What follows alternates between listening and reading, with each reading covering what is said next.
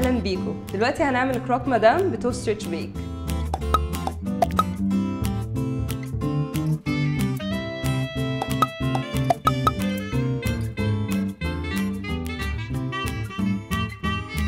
دلوقتي هنبتدي نعمل البشاميل.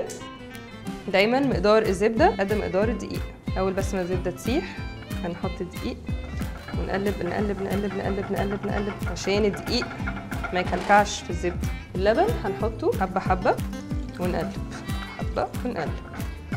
هنحط بقى جوز الطيب، حبه ملح والفلفل، هنحط كمان المستردة او الديجون. لو تخن شويه ممكن نزود عليه لبن تاني.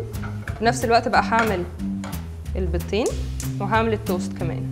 اجيب حته من الزبده وهحط برضو زبده هنا عشان اعمل فيها الساندوتش بقى. سيح ده خالص. احط البيض عليه بس عايزينهم مفصولين عن بعض. اوكي،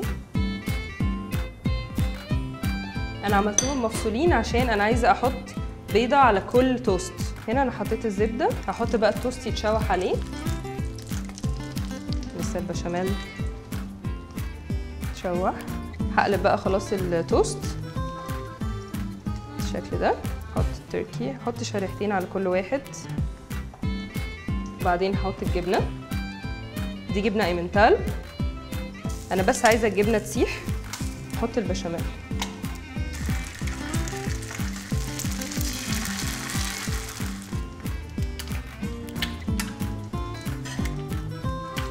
هنحط بقى البيض.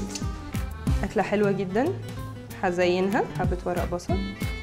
دي كانت وصفتنا النهارده الكروك مدام بتوست ريتش بيك.